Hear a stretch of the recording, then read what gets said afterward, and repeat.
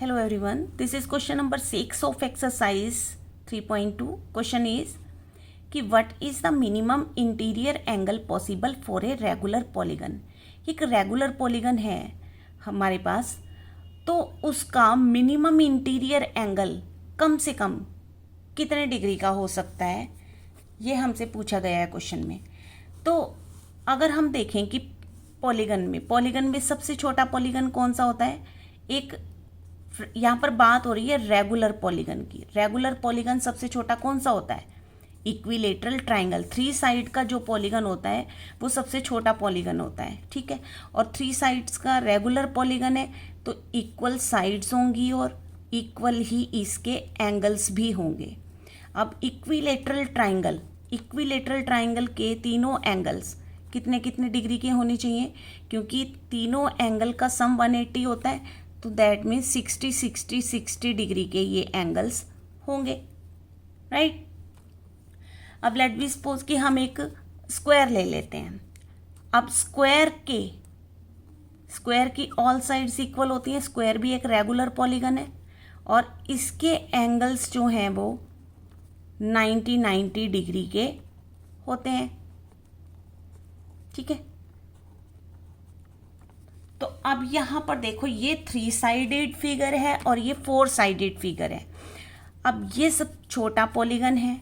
यहाँ पर हमें हमारी ऑब्जर्वेशन क्या कह रही है, ये देखो, अगर हमारे पास 3 साइड्स का पॉलीगन है तो उसके एंगल 60 और 60 डिग्री के हैं, ठीक है. और अगर हम 4 साइड का पॉलीगन हमने बनाया तो अब उसका एंगल जो है वो 60 से होकर 90 डिग्री का हो गया, यानी कि एंगल जो है वो बढ़ गया.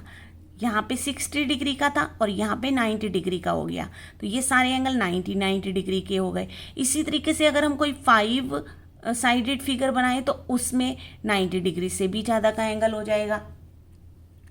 तो इसका मतलब कि जब हमारे पास साइड्स कम थी तो कम डिग्री का एंगल था, और जब साइड्स बढ़ा दी तो उसका एंगल जो है वो भी बढ़ गया, राइट.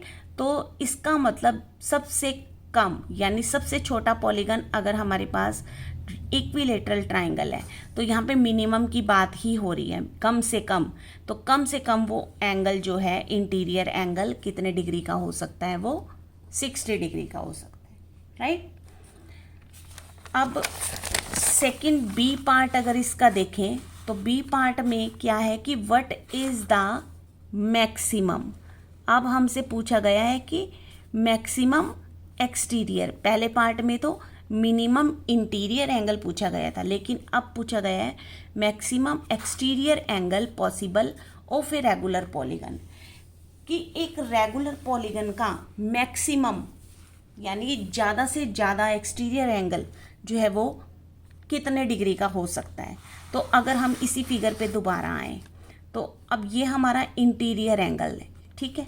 लेकिन अगर हम इस साइड को बढ़ा देते हैं तो ये हमारा एक्सटीरियर एंगल बन गया. तो अब ये एक्सटीरियर एंगल कौन सा होता है, जब इंटीरियर एंगल और एक्सटीरियर एंगल का अगर हम सम कर दें तो वो हमारा ये स्ट्रेट लाइन यानी लीनियर पेयर बन जाता है, राइट. तो अगर ये स्ट्रेट लाइन है, लीनियर पेयर है, तो ये 180 डिग्री होगा इन दोनों का सम. और 180 में से 60 माइनस कर दें तो कितना बचा, 120 डिग्री. यानी ये जो एक्सटीरियर एंगल है ये इसका 120 डिग्री का होगा, है ना. और अगर कोई 4 साइडेड फिगर है तो यहाँ पे अगर हम इस साइड को बढ़ा लेते हैं तो ये 90 डिग्री इंटीरियर एंगल है और ये वाला इसका एक्सटीरियर एंगल है. और क्योंकि इंटीरियर और एक्सटीरियर एंगल जो हैं उनका सम लीनियर पेयर होता है, लीनियर पेयर का सम 180 डिग्री के इक्वल होता है. तो 180 में से अगर हम 90 को माइनस कर दें तो क्या बचेगा, 90 डिग्री. यानी ये 90 डिग्री का आ गया, क्योंकि बात अब एक्सटीरियर एंगल की हो रही है कि ज़्यादा से ज़्यादा एक्सटीरियर एंगल कितने डिग्री का हो सकता है, ठीक है. तो अब अगर हम यहाँ पे ऑब्जर्व करें तो देखो, जब हमारे पास 3 साइड का एक पॉलीगन था तो उसका एक्सटीरियर एंगल 120 डिग्री का था. लेकिन जब हमने साइड बढ़ा दी, 4 साइडेड फिगर हो गई, तो उसका जो एक्सटीरियर एंगल है वो 90 डिग्री का हो गया. यानी कि कम साइड वाले में एक्सटीरियर एंगल ज़्यादा था, और जब ज़्यादा साइड का पॉलीगन लिया तो 90 डिग्री का हो गया, और अगर 5 साइडेड फिगर लेंगे तो उससे भी कम हो जाएगा। ठीक है, तो इस तरीके से अब मैक्सिमम इंटीरियर एंगल यानी कि मैक्सिमम कितना हो सकता है, तो मैक्सिमम एक्सटीरियर एंगल जो है वो 120 डिग्री का हो सकता है, ज़्यादा से ज़्यादा, क्योंकि इसके बाद तो जितनी भी साइड की फिगर लेंगे, इसके बाद जितनी भी साइड की फिगर लेंगे वो हमारे एंगल को, एक्सटीरियर एंगल को कम करती चली जाएगी। इसलिए ज़्यादा से ज़्यादा जो है वो एंगल 120 डिग्री का हो सकता है, और मिनिमम इंटीरियर एंगल 60 डिग्री का हो सकता है। ठीक है, तो this was the question number 6। मिलते हैं फिर नेक्स्ट वीडियो में। Thanks for watching.